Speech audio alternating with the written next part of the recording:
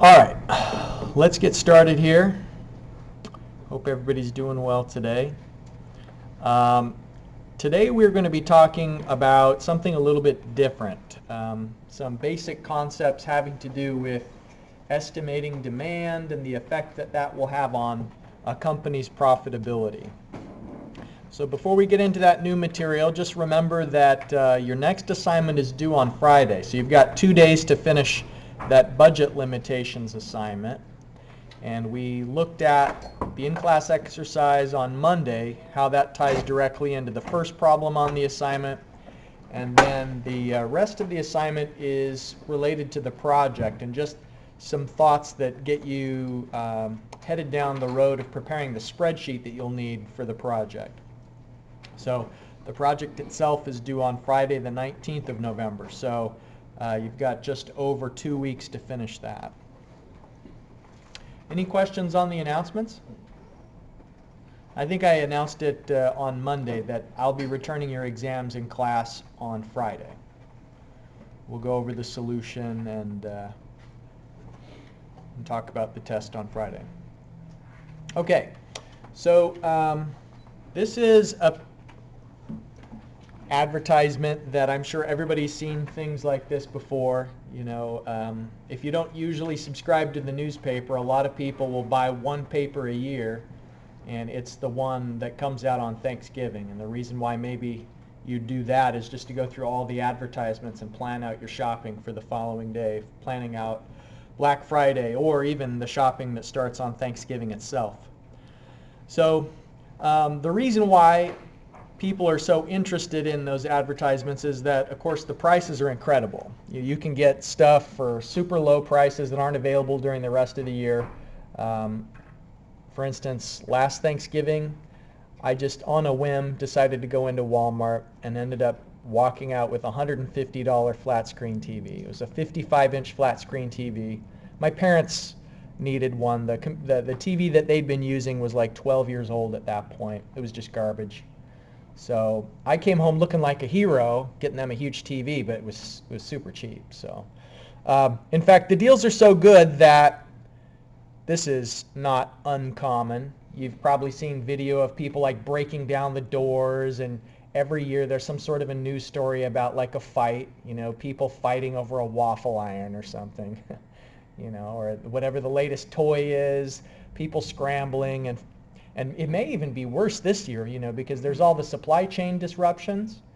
So it could be that the deals are even more rare and hard to get. So who knows? And of course, people are already amped up because of the pandemic, and they're sick of wearing masks, and everybody's just angry in general. So this could be a particularly ugly Black Friday. Who knows? But there's a relationship between this and that. It's what we're going to be studying in class today, the relationship between price and demand. And the general relationship is that low prices lead to increased demand. Or if you think about it in the reverse, high prices would lead to lower demand. So one of the things that makes it a little bit tricky these days for retail stores like Best Buy and Walmart is that internet shopping is so convenient and easy that you avoid the scramble in the store, you know, fighting with people, getting exposed to COVID or whatever. So the rise of Amazon has taken down a lot of retailers who couldn't keep up, most notably Toys R Us. And so there used to be a Toys R Us over at the Huntington Mall. Does anybody remember that one? And then it was a trampoline park for a little while, like for a couple of months before the pandemic hit. Now it's it was a Halloween store. I assume it's not a Halloween store right now. I don't know what it'll be. Maybe a Christmas store. It's kind of a sad location because, you know, think about a big building like that has to be heated, and you've got to pay for the rent and the property tax, and repair the parking lot when it gets worn, and fix the roof when it begins to leak. There's just so many physical costs that aren't borne by a retailer like Amazon. They don't have to heat up the shopping location for you. They don't have to fix a roof in their retail location. Of course, they've got warehouses, but they've got robots zipping around, and they've got such a high density of inventory per square foot there that their costs are really low.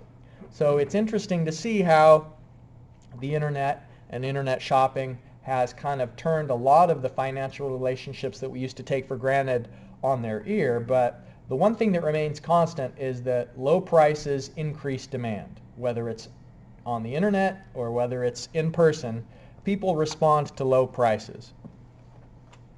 So if we go over a couple of terms, define some terms before we get started, what we could say is that price is an independent variable, meaning that's the thing that a retailer can control directly. You can't necessarily control how many units you sell of something unless you're like in a Soviet economy and you're forcing people to buy your products. But what you can do is indirectly affect the demand for your product by adjusting the price. So price is an independent variable and demand is a response to price, and that makes it a dependent variable. So if you're going to fill in the blank here, you could easily just know from your instinct and your past experiences that if the price increases, demand will decrease, but if prices decrease, demand will increase. There's an inverse relationship there. And you could graphically represent the relationship between price and demand most simply if we just drew it as a line. And so now look at the horizontal and the vertical axis here. On the horizontal axis is units of demand. So the further you get to the right, the more of the things that are getting sold. So you could think of demand as being synonymous with how many units have actually been sold of a product. Price, if it's high, there's low demand. If price is low, then there's more demand. Now, in real life, probably this isn't a linear relationship. It could be curved in some way, meaning that maybe it's more like the relationship is that if you have a high price, the demand would be, low, and it could be curved in this way. So think about what that curve would mean, is that this would mean that if you lower the price, there's a certain point at which price isn't going to be an attractive driver anymore for people. But you could lower the price a little bit, and then there's going to be a huge increase in demand, like there's some sort of a threshold. If we extend this curve over to the intercept with the vertical axis, so if this dashed line intercepts the vertical axis here, what that means is that there's a certain price at which no one will buy the product. So that becomes important when we do some calculations here in a minute, because the price at which no one is going to buy a product, this vertical intercept, we assign the variable A. And there's a formula for the relationship between price and demand. And so this formula would tell you what price you should set for a product in order to achieve a certain amount of demand. So like for instance, if you know that you want to sell 5,000 units per month, maybe because that's how many units your factory can generate, then that would tell you the optimal price to charge in order to stimulate just enough demand to consume all of the product that you're able to generate. So that's what this equation is for. And you'll notice this is just a standard slope of a line equation, a formula for a line, y equals mx plus b. It's just that this is a downward slope, and so we have minus. So b is the slope of the line. D is the number of units sold, so that would be the value of the horizontal axis, and then the price that we should charge is what comes out of that formula. Now, where would you get a formula like this? Well, in companies that have consumer products that are selling things, they would have a marketing department that does all sorts of consumer research and is studying competing products and trying to gather information on what price do your competitors charge, what kind of sales volume are they getting. And so you could generate information like this by, for example, like interrogating the data that Walmart has for what it's charging for a certain item and how many of the items get sold in a month. You could get it from warehouse data. And it may just be that your company has sold similar products in the past and they have a fair idea of, or at least an estimation of what price is going to do to demand. So just in the problems that we'll work through this semester, this relationship between price and demand will be given. It's not something that you'll have to do the market research yourself to develop. All right, so revenue. Revenue is the income that you receive for conducting a service or selling a thing. And so the revenue, the income you receive, is just whatever the price you're charging is multiplied by the number of units sold.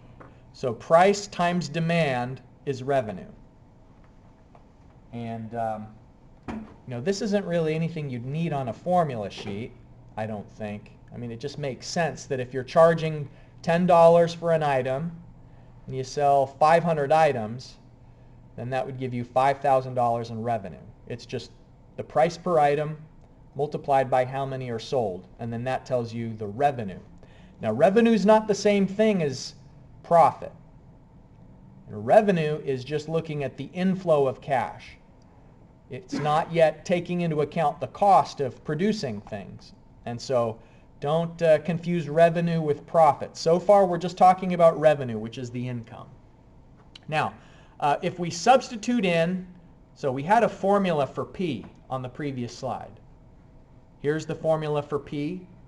So it includes the price at which there's zero demand. So what price is it where no one's going to buy any? That's A. Minus B. Now B is the slope of the line, and that's the amount that the demand increases for each unit decrease in price. So in other words, if you reduce the price of your item by $1, how many additional units will be sold? That's what B is, the slope of the line. So the slope of the line means, how steep is it? Is it that you're going to drop the price by $1 and that stimulates only a little bit of extra demand? Or is it going to be that you drop the price by $1 and it stimulates a lot of extra demand? So B is the slope of the line, and then D is simply the number of units sold. So here's our equation for P, and if we substitute that equation into this formula, price times demand, then this is another way that we could calculate the revenue. So this is the revenue just in terms of that vertical intercept A, and then the slope of the line B. So we've just substituted P into this first formula. So don't get thrown off by this. It's just maybe simpler to think about revenue as the price times the demand. So if you're working through a problem, the first thing you do is you find out what price should you charge in order to sell a certain number of units. So once you've determined that price, then you can find the revenue by multiplying the number of units sold by that price. Here is a curve that's kind of interesting and a little bit counterintuitive. So look at the units, the label for the axis here. On the horizontal axis is demand, so it's the number of units sold, and then the vertical axis is revenue. So look at what it's saying. It's saying at first you begin to sell more units and your revenue's going up. So that's not the counterintuitive part. That makes perfect sense. If you sell more things, then you're going to make more revenue. But here's where things get a little bit confusing at first glance. Why do you think it could be that you're selling more and more things, but then suddenly your revenue is going down? So you're selling more stuff, but the revenue is decreasing. Anybody have an idea about that? The first part is obvious. Less obvious why your revenue would decrease as you're selling even more items. Demand goes up as you decrease your price. By decreasing price, you're decreasing the amount of profit per item. Exactly. Now, not profit, revenue. revenue. So no, but he's exactly right. So what he said is, think about what you had to do to stimulate the demand. The way that you got the demand is by lowering your price. And so down here, we had a high price, and very few people were buying it. So the revenue is the combined effect of the number of units sold and the price that you charged to get that number of units sold. So down here, the price was high. But then we got more and more demand by lowering the price. And that was okay at first because we were getting more people buying the item, and that effect was larger than the loss of revenue we were experiencing by lowering the price. But then we got to a certain point at which the revenue was maximized. And that point of maximum revenue, we can calculate. It's called D hat, maximum revenue. A, which remember is the intercept, that's the price at which people would buy none, divided by 2B, where B is the slope of the line, meaning for each dollar decrease in price, how much additional demand is stimulated. So just remember A and B, what those are. But over here, basically, you lowered your price so much, you maybe are selling a bunch of them, but you're selling them so cheaply that your revenue is small now. So, if you're making iPhones and selling them for $10, you'd have huge demand, but your revenue would be relatively low because your price is so low. So that's what this curve is all about. There's two things happening, and the hidden thing that's occurring is just think about what you had to do to increase the demand. It was by lowering the price. Now, of course, there's other ways to increase demand, like advertising and coming out with new features, or maybe like a celebrity endorsement or something like that. So those effects do exist, but what we're focusing on today is the relationship between price and demand. And so maybe this applies for most things like commodities, food, services, airline tickets, and then there's just relatively rare exceptions that can break out of the framework of price and demand being so interrelated. Most things have a very clear relationship between price and demand, and then it's the exception, like high fashion clothing or high status electronics, that sometimes are able to break the mold. All right, so now we've talked about revenue, let's talk about costs, because profit is revenue minus cost. So the total cost is the fixed cost and the variable. Fixed costs are those that don't vary based on the level of production. So if you think about what it would take to produce an iPhone, it doesn't matter if you make 10 iPhones a day or 1 million iPhones a day, you still have to have rent for wherever the facility is. And so the rent that you pay is unrelated to your level of production. Like once you have the factory, you have to pay that rent whether it's operating or not. So that's a fixed cost. Equipment can be thought of as a fixed cost because you have to purchase it regardless of whether it actually gets used. So those are some costs that are fixed. Variable costs are related to how active your production is. And so the labor that you pay the employees who are assembling the iPhone would be a variable cost, because if you're assembling 1 million iPhones in a month, you're going to consume more labor than if you're producing 100,000 iPhones in a month. So variable costs are affected by the level of production. Now, the variable costs overall for a certain amount of production is the variable cost per unit multiplied by the number of units that are being produced. So variable cost per unit, you can think of that as how much labor does it take to assemble one iPhone. So for instance, if it takes 8 minutes to assemble the iPhone, and you know how much the worker gets paid per hour, you could assign a cost per unit to the iPhone. So you could know the unit cost of labor, the unit cost of the memory module, the processor, the screen. You could add all of those things up, and you could come up with an overall cost per unit. And so the lowercase v here is the variable cost per unit. Variable cost meaning it's what's affected by the level of production. So profit then is revenue minus cost. Optimal demand is different. This D star is different from the D hat that we saw before. On the previous slide, D hat was maximum revenue. But maximum revenue isn't the same thing as maximum profit. It could be that your maximum profits are at some other point besides maximizing the revenue because of the costs. So this D star is the formula that will allow you to calculate what's the number of units you should sell in order to maximize your profit. And I'll show you graphically in a minute what that looks like, but this is the formula for it. So the lowercase v here is the variable cost per unit. We've already talked about A and B. Lowercase v is the variable cost per unit. Now, D prime is the range of demand that is profitable. So we call those the break-even points. And so there's a lower break-even point and a higher break-even point. So you'll notice here in the formula there's plus and minus.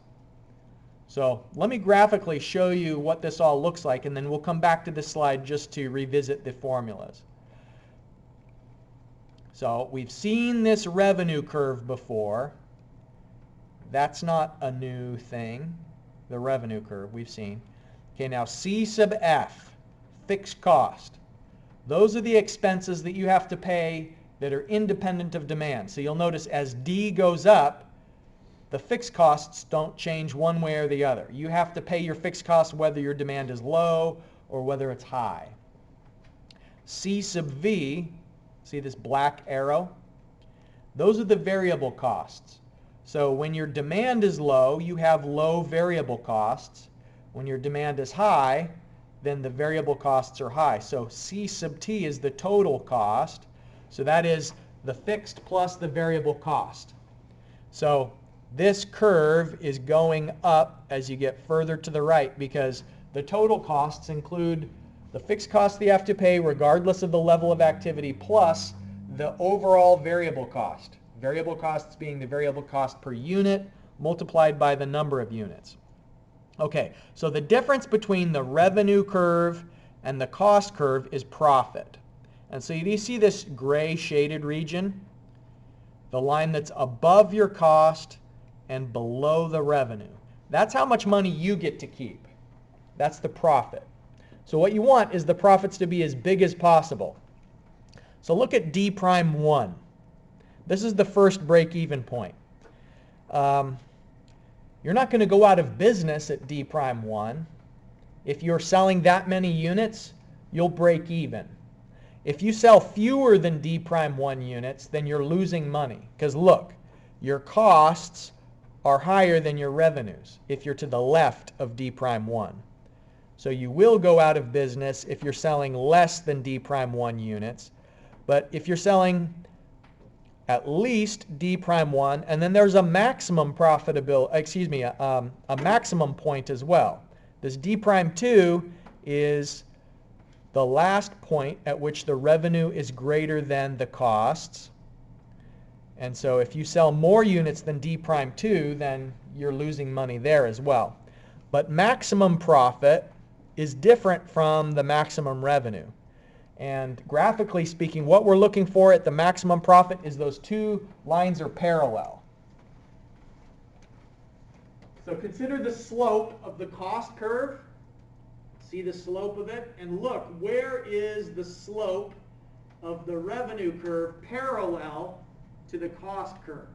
And where the two slopes are parallel is where the profit is maximized. So the profit is increasing. You know, the further I go to the right, the profit is increasing. Now it's parallel. They're as far apart as they're going to get. So that's the maximum profits. But then when we get further to the right, the profits are decreasing. So this formula that I showed you on the earlier slide, this formula for optimal demand is essentially just solving for what is the point that the two slopes are equal to each other. So any questions about how to interpret this figure? You already know I like to include pictures on exams, right? So being able to explain this picture would be in your best interest. All right. So we have an in-class exercise today where I'd like you to interpret this problem and find the following. Find the optimal demand, so that's D prime. Find the maximum profit. So the maximum profit is going to be revenue minus costs at optimal demand. Find the break-even points. There's two of them because you're doing plus or minus. And then sketch all of this out. And if you can do it on Excel, that's great. But if not, you can just do a hand sketch. I'll show you both. What we know is that this is a situation where we have certain fixed costs, $73,000 a month. We know the variable cost per unit. So the variable cost per unit, remember, is lowercase v. So that's $83. Now let's look at the form of our price equation that we saw before. Let me write it on the board here. Our price equation takes on the form of price is A minus B times D. So in the in-class exercise,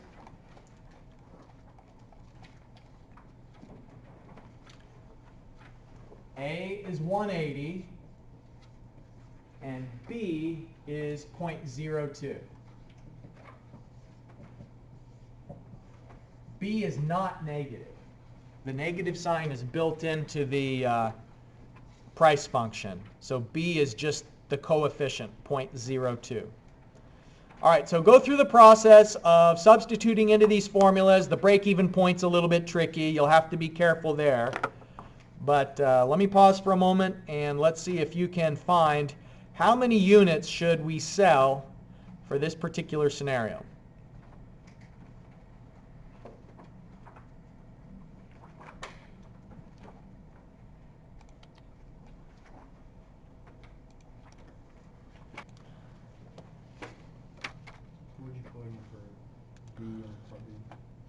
All right, so we solve for D star first. That's the optimal demand. That's the number of units that's going to lead to the most profit. And so what we've calculated, that's 2425. And graphically, we can verify that in just a minute. But that's our optimal demand according to the formula. So the revenue, if we have that much demand, we can find the price per unit should be $131.50. So you just notice how I've substituted in the number of units into the price equation. So I know in order to get 2425 units sold, I should set a price of $131.50.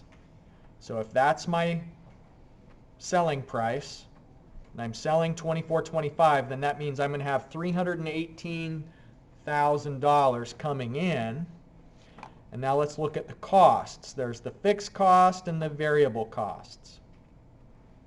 So the fixed costs are $73,000, and then the variable is $83 per unit. So that's just like the components that go into the switch and maybe the labor production costs and so on. So the overall costs at that level of production is $274,000. So the profit will be the difference between the two. It's the revenue minus the cost.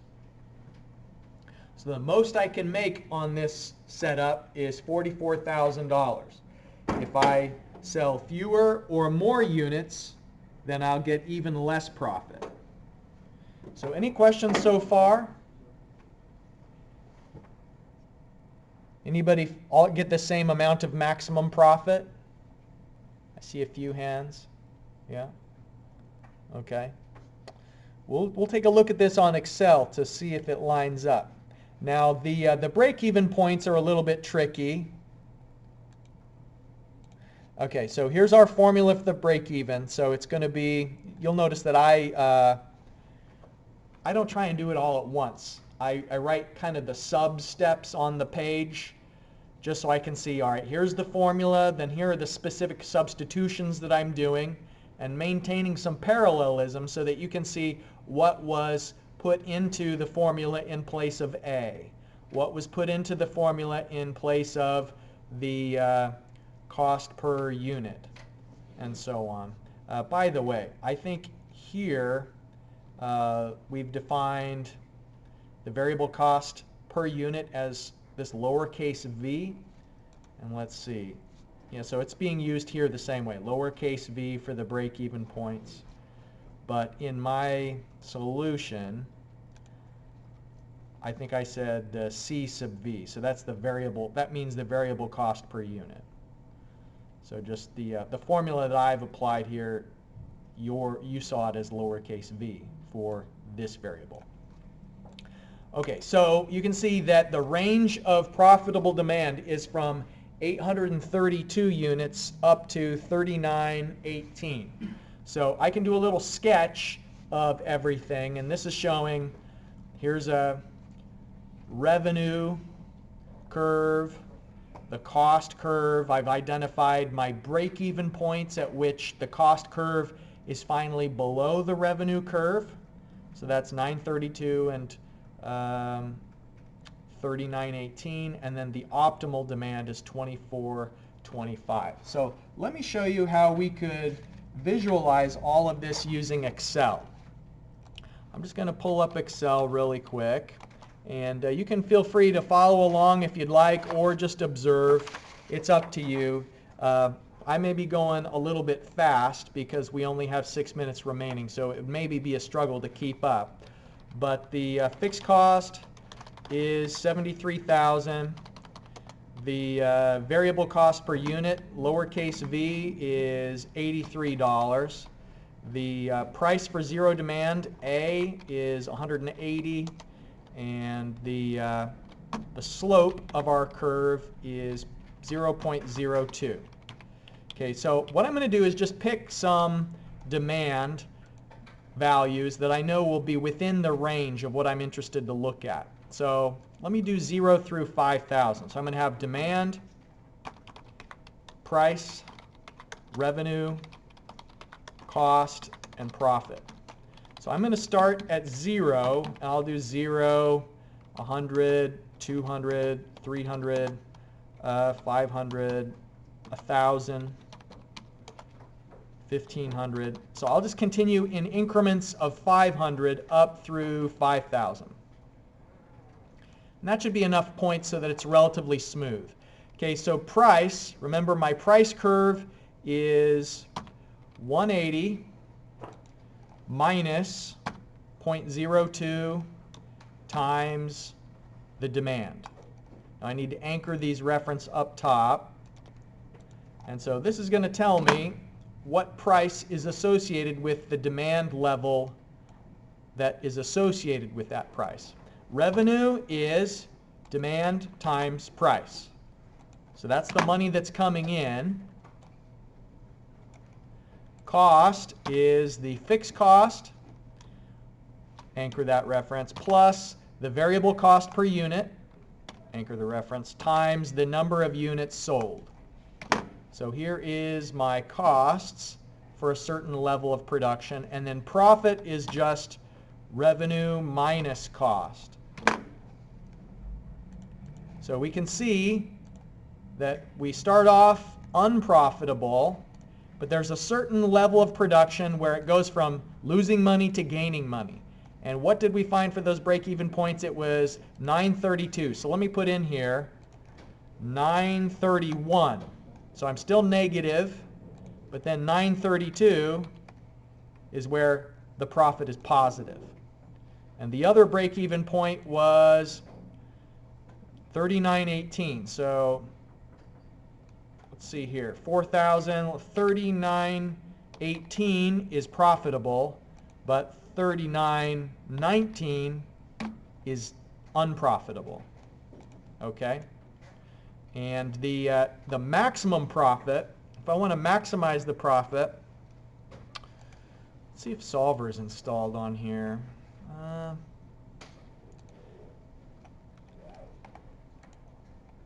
need to turn on an add-in called Solver.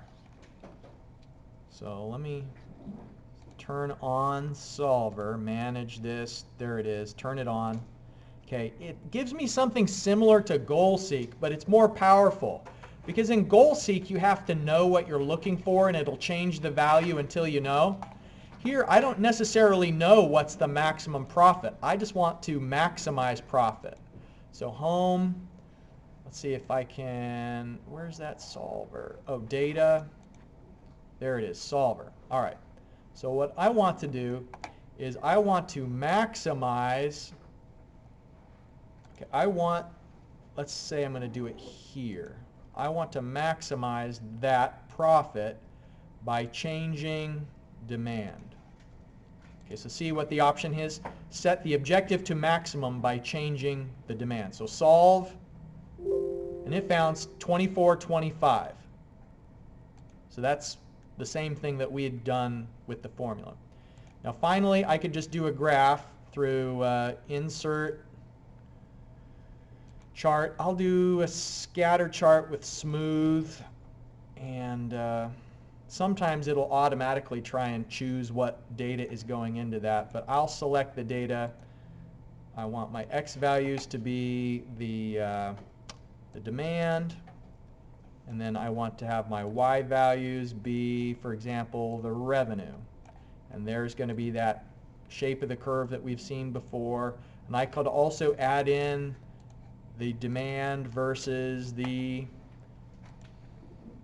cost if I want to have that on there. Okay, so now something's messed up with my chart. Oh, I think I know what it is. It's because my range isn't right. It's a very strange figure where looks like it's somehow messed up. All right. What I'm going to do is I'm going to save this. I'm going to come back to it when we're in class on Friday and show you how to finish up the graph. But we did all the calculations. They match up with what we found with the formulas. So far, so good. All right, so that's it for today. Remember that homework 11 is due on Friday. I'll see you then.